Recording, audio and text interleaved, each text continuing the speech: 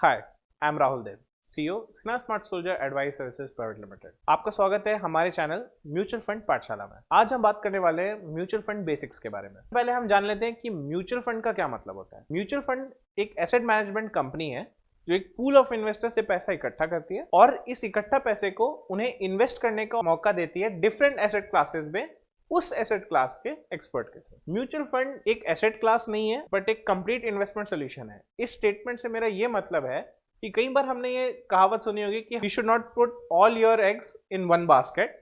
तो ये mutual fund पे क्यों नहीं लागू होता? बिकॉज म्यूचुअल फंड में एज डिस्कस्ड आप मल्टीपल एसेट क्लासेस में इन्वेस्ट कर रहे हैं उस एसेट क्लास के एक्सपर्ट के थ्रू। इससे ये फायदा है कि अगर आप इक्विटी में इन्वेस्ट करना चाह रहे हैं तो डायरेक्ट जाने की जगह अगर आप म्यूचुअल फंड के थ्रू जाएंगे तो उस इक्विटी में काम कर रहे एक्सपर्ट के थ्रू आप इक्विटी में इन्वेस्ट कर रहे हैं। अगर आपको गोल्ड में इन्वेस्ट करना है तो आप गोल्ड के एक्सपर्ट के थ्रू उस गोल्ड में इन्वेस्ट कर रहे हैं। आगे बढ़ते हैं, हम देखते हैं कि म्यूचुअल फंड के बेसिकली क्या टाइप्स होते हैं। म्यूचुअल फंड के बेसिकली दो टाइप्स हैं, open ended schemes and close ended schemes. Open ended schemes वो स्कीम्स हो गई जिसमें आप कभी भी फंड्स को खरीद या बेच सकते हैं। क्लोज एंडेड स्कीम्स वो स्कीम्स हो गए जिसमें एक परचेज करने का 10 to 15 डेज का विंडो होता है एनएफओ के टाइम पे, यानी न्यू फंड ऑफरिंग के टाइम पे आप उसमें 10 से 15 दिन के अंदर परचेज कर सकते हैं और 3 से 5 साल के अंदर आप अपना पैसा निकाल सकते हैं जब उसका फिक्स मैच्योरिटी प्लान खत्म हो जाता है। ईयर 2019 में सेबी ने इन्वेस्टर्स को सेफगार्ड करने के लिए उनके रिस्क से एक पर्टिकुलर क्लासिफिकेशंस बनाए थे। आइए हम देख लेते हैं कि वो क्या है। सबसे पहले large cap fund. Large cap fund वो फंड हो गए जिसमें सिर्फ टॉप 100 कंपनीज में इन्वेस्टमेंट किया जाता है। मिड कैप फंड वो फंड्स हो गए जो टॉप 101 to 250 कंपनीज में इन्वेस्ट करती है। स्मॉल कैप फंड्स वो फंड्स हो गए जो मिड कैप और लार्ज कैप में इन्वेस्ट करने वाली कंपनीज के सिवाय जो कंपनीज होती है उनमें इन्वेस्ट करते हैं। मल्टी कैप फंड्स ये फंड्स हो गए जो इन तीनों large cap, mid cap and small cap में इन्वेस्ट कर सकते हैं। डिविडेंड यील्ड फंड्स वो फंड्स हो गए जिसमें फंड मैनेजर का फोकस होता है डिविडेंड पे, यानी वो हाई यील्ड डिविडेंड स्टॉक्स पे इन्वेस्ट करेगा। अब वैल्यू फंड्स वो फंड्स हो गए जिसमें fund manager better valued stocks पे इन्वेस्ट करता है, यानी ऐसे स्टॉक्स जिनकी वैल्यूएशंस अभी चीपर हो। ठीक है, तो इसके अब कोई स्टॉक चीपर कैसे होता है, फेयरली वैल्यूड कैसे होता है, ये बात हम अपने आने वाली वीडियो में करेंगे। कॉन्ट्रा फंड वो फंड होता है जिसमें फंड मैनेजर एक कॉन्ट्रेरियन अप्रोच लेता है। अब इसका क्या मतलब हुआ? इसका यह मतलब हुआ कि fund manager out of flavour stocks, यानी जो अभी नहीं चल रहे हैं बट आगे चल देंगे, ऐसे स्टॉक्स में इन्वेस्ट करता है।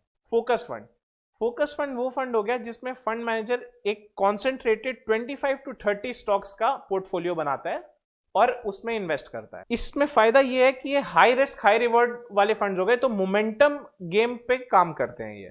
तो इससे फायदा ये है कि अगर आप चलती गाड़ी में चढ़े तो आप जल्दी जरूर पहुंचेंगे, लेकिन पैर टूटने का भी रिस्क रहता है। अब सेक्टोरल एंड थीमेटिक फंड्स वो फंड्स हो गए जिसमें फंड मैनेजर एक पर्टिकुलर सेक्टर में ही इन्वेस्ट कर सकता है। जैसे अगर बैंकिंग सेक्टर फंड हुआ तो सिर्फ बैंकिंग स्टॉक्स में ही इन्वेस्ट कर पाएगा। अब थीमेटिक फंड्स वो फंड्स हो गए जिसमें फंड मैनेजर एक पर्टिकुलर थीम बेस्ड फंड्स पे इन्वेस्ट करता है, यानी उस थीम में आने वाले मल्टीपल सेक्टर्स पे इन्वेस्ट किया जा सकता है। ईएलएसएस का मतलब होता है इक्विटी लिंक्ड सेविंग स्कीम। ये किसी भी दूसरे इक्विटी फंड की तरह है, लेकिन इसमें 3 साल का लॉक इन होता है और इसमें आपको एटीसी का बेनिफिट मिलता है। ये बाकी टैक्स सेविंग इंस्ट्रूमेंट से बेटर इसलिए क्योंकि कंपेयर टू बीपीएफ जिसमें 15 साल का लॉक इन है एंड एफडी जिसमें 5 साल का लॉक इन है, इसके रिटर्न्स काफी बेटर है और इसमें सिर्फ 3 साल का लॉक इन है। अब हम देख लेते हैं एक difference between mutual fund and direct equity एक एग्जांपल के थ्रू। मान लेते हैं कि आपके पास 10 से 20 करोड़ रुपए हैं इक्विटी में इन्वेस्ट करने के लिए, अपना पोर्टफोलियो बनाने के लिए। तो अब आपने सोचा कि यार मेरे को रिलायंस इंडस्ट्री में इन्वेस्ट करना चाहिए, तो क्यों ना मैं मुकेश अंबानी से मिलूं और जानूं कि उसके क्या फ्यूचर में व्यूज है अपनी कंपनी को लेके, उसके क्या आगे प्लान्स है। तो क्या वो आपसे मिलेगा सिर्फ 10-20 करोड़ रुपए के लिए? आपका जवाब होगा नहीं। अब मान लेते हैं कि आपके पास 200 करोड़ रुपए हैं सिर्फ और सिर्फ रिलायंस इंडस्ट्री में इन्वेस्ट करने के लिए, जो अगर आप मुकेश अंबानी से मिल लें और वो आपको समझा पाए तो आप जरूर इन्वेस्ट करेंगे। इस बात को लेकर मुकेश अंबानी आपसे जरूर मिलेगा, बिकॉज 200 करोड़ एक बहुत बड़ा अमाउंट है कंपेयर टू जो 10-20 करोड़ जो आप पूरे इक्विटी में इन्वेस्ट करने के लिए आपके पास थे। तो इस तरह से हम देख सकते हैं कि म्यूचुअल फंड के थ्रू जाने से आपको एक बार्गेनिंग पावर मिलती है जो एक सिंगल इन्वेस्टर को नहीं मिल पाती। यहां पे हम देख लेते हैं कि म्यूचुअल फंड के क्या एडवांटेजेस है over direct equity. Mutual fund ज्यादा कॉस्ट इफेक्टिव होता है बिकॉज इसमें ब्रोकरेज चार्जेस वगैरह नहीं लगते हैं फंड मैनेजर को, और टैक्स एफिशिएंट इसलिए होता है बिकॉज इसमें जो चर्न करने का एसटीसीजी अट्रैक्ट करते हैं, अगर आप डायरेक्ट इक्विटी में जाते तो वो फंड मैनेजर को नहीं लगता because he is exempt from that. अब और वो आपके बिहाफ में करे तो आपको भी एसटीसीजी नहीं लगेगा म्यूचुअल फंड में।